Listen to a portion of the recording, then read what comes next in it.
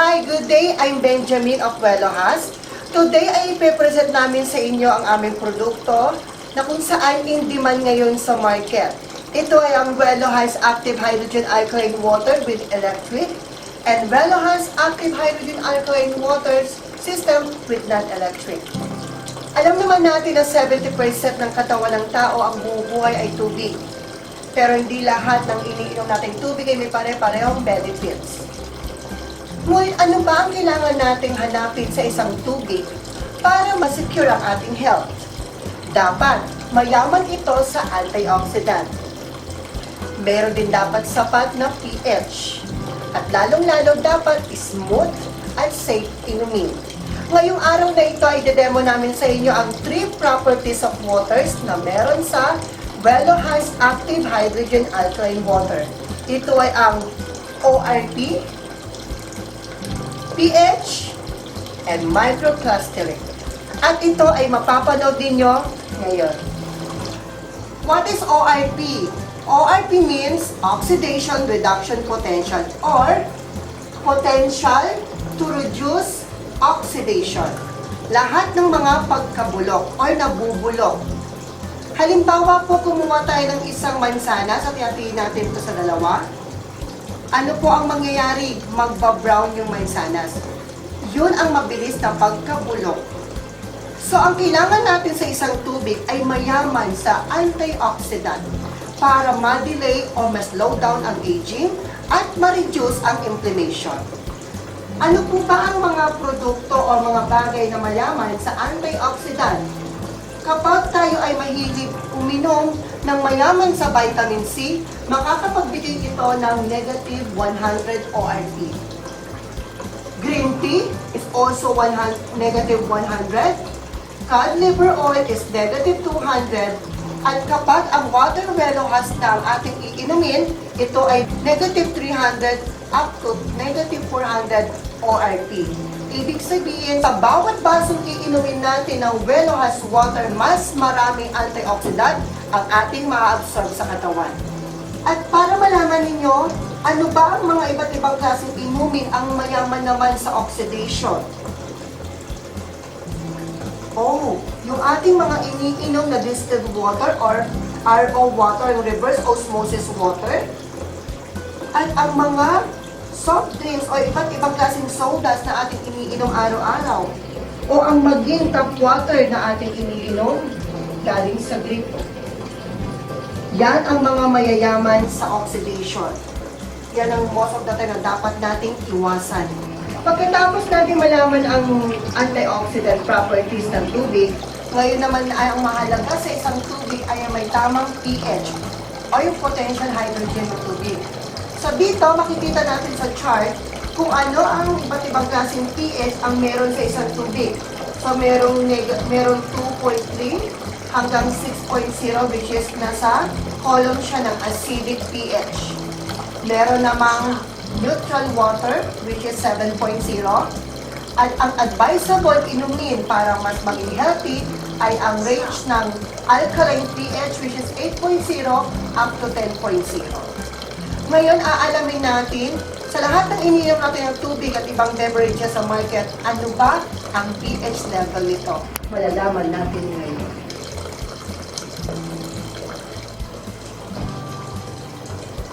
So, ito-test natin ngayon ng tubig. Start natin dito sa unang tubig natin. Purified water siya. Okay, so positive 236. Okay, tumataas pa. And then ito naman, isabing kilalang purified water which is also 241, 247 positive. And then ito, sikat na distilled water din na iniinom natin. So, lumalabas siya na 294. Okay, and then ito, sikat na tubig at pricey na tubig, 283 positive. And then ito, positive 276. Okay, yung mga energy drink na iniinom natin, ang taas, 423 positive. And then ito, energy drinking din, o yung mga vitamin water na iniinom natin, which is 440 positive. And then of course, soda, na alam natin mataas sa pH, which is 415. At ngayon, kukuha tayo on the spot sa ating tubig. Sa Welo has active hydrogen alkaline water. Itatest din natin siya ngayon. And then, let's see kung ano ang kayang pinaka-S. Nakita nyo? Negative 320. Okay? Kitang-kita natin, di ba? Nag-negative ang ORP. 320 at tataas pa yan. Ang next test natin ay ang pH testing. So, meron tayo ditong pH tester. So, ngayon, ito yung mga iba't ibang klaseng inumin na bibili natin sa market.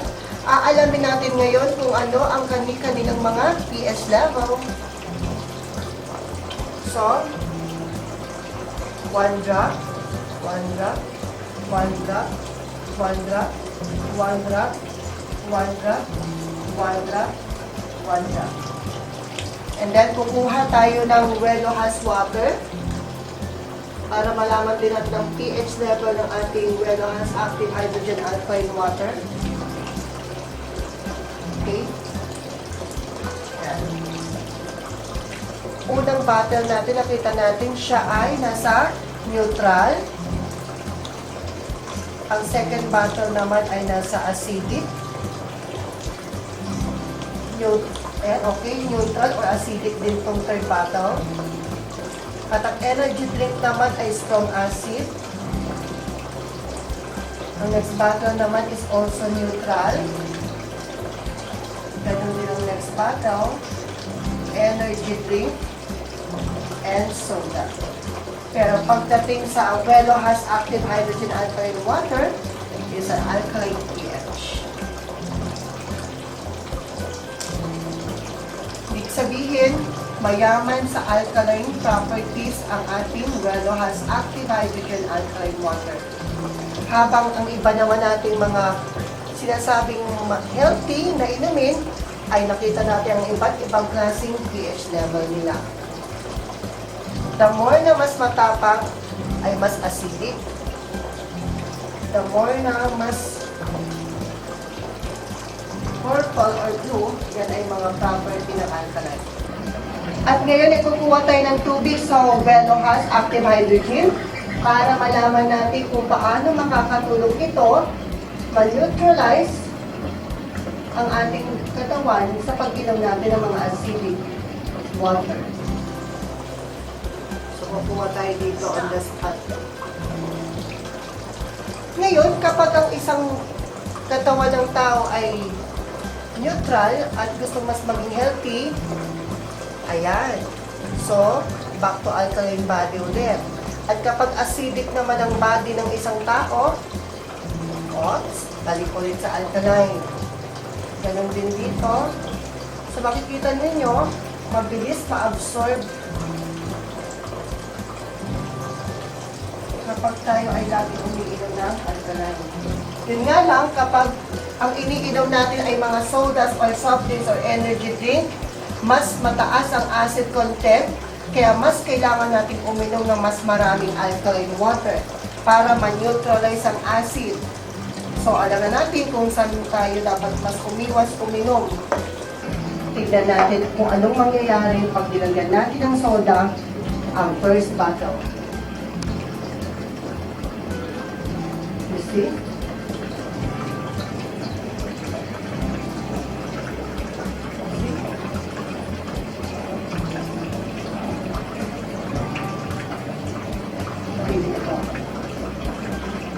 Ayan.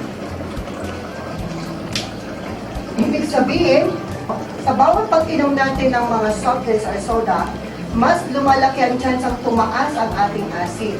At kailangan, para ma-neutralize ang acid, ay mas marami pang alkaline hydrogen water ang dapat nating inumin. At ang isa pa sa mga property na dapat meron sa isang tubig, dapat ito ay microclustered or maliit lang na molecules para mas mabilis ma-penetrate ng ating cells o ng ating body. So makikita natin sa chart na ito, kapag ang isang tao ay umiinom ng normal na tubig tulad ng mga tap water, purified water, or mga iba pang bottled water, ito ay mas malaki ang cluster. Ibig sabihin, hindi lahat ng tubig na pumapasok sa katawan natin galing dito ay napapakinabangan. Kailangan microcluster ng tubig, meaning maliit na clusters na kung saan mas madaling ma-absorb ng iba't ibang bahagi ng katawan natin mula sa brain, kidney, intestine, muscles, at marami pang bahagi ng ating katawan. Kaya mas piliin natin ang microclustered water at ito ay makikita nyo rin sa Velohas Active Hydrogen Alkaline Water. Ipapakita ko sa inyo ang dalawang klaseng produkto ng Velohas. Ito ang WL2000, ang Velohas Active Hydrogen Alkaline Water System. Meron siyang precise selection at multi-level function. So makikita natin dito, siya ay soft touch, so meron siyang level by level. Meron tayong level 1 na hexagonal scalar energy water. Okay, ito ay neutral water kasi meron naman siyang pH 7. Advisable itong gamitin kapag ang isang tao ay umiinom ng mga gamot, supplements, or may mga maintenance. Tapos, ang step 2 naman, or level 2 ay ang for babies. Ito ay para sa mga bata lamang from 6 months old up to 13 years old. Then, since ang bata ay alkaline body pa, so, kailangan doon muna siya sa starting. Hindi pwedeng mataas agad na pH ang ipapainom sa bata. So, doon siya sa step 2. Especially kapag may mga kasama kayong bata na umiinom pa ng gatas or umiinom ng mga chocolate, milk, yan. And then sa step 3 naman, yan, I did for cold water. So, halimbawa, gagamitin mo yung tubig na ito para ilagay sa lab, para lumamig. So, standby lang ang kanyang pH. Meron siyang pH 7 din. Level 3 naman is for cold. So, halimbawa, gusto mo lang gamitin ng tubig sa pag-inom ng malamig. Lagay mo lang yung, kukunin mo tubig dito, lagay mo sa ref, yan, and then ready to drink na rin. And then, ang step 4 naman is, pag gagamitin mo ang tubig sa pag-inom ng mga maiinit, magka-tsaa, magka-coffee, so, pwede mo siyang gamitin. So, meron siyang pH 8. And then, ang level 5 naman ay ang cooking water. So, ang cooking water naman ay advisable syempre gamitin kapag kayo ay nagluluto ng pagkain. Especially, kapag magsasaing kayo ng bigas, gagawin niyo siyang pangsabaw sa kapangbanlaw. Ganun din kapag magluluto kayo ng sinigang, nilaga, tinola, gagamitin niyo siya pangsabaw para at least mas healthy yung inyong pagkain. So, ito naman ang pinakamahalaga. Yan, ang pH 10 na siya, level 6. So, ito advisable sa mga taong nagsasuffer ng acid reflux, indigestion, heartburn. So, meron din siyang beauty water na tinatawag, which is ito yun, acid water. So, yung acid water hindi ito iniinom. Pagkas ginagamit siya external use, pwede mo siyang panghilamos, pangbanlaw. Especially kapag may kakilala tayo na nagsasuffer ng mga allergies, may pimples, may acne, may mga white, so pwede siyang panghilamos. Antibacteria kasi ang strong acid, kaya siya ay nasa pH 3. Ayan. So, ang maintenance lang ng machine na ito, at least every 1 to 2 weeks ay kine-cleanse natin siya. Pipindutin lang natin yung acid water ng 2 beses. So, yan. Acidic water is for washing only. Please do not drink. So, yun. Hayaan nyo lang siyang patuluan ng 5 to 10 minutes para mailabas ko yung dumi.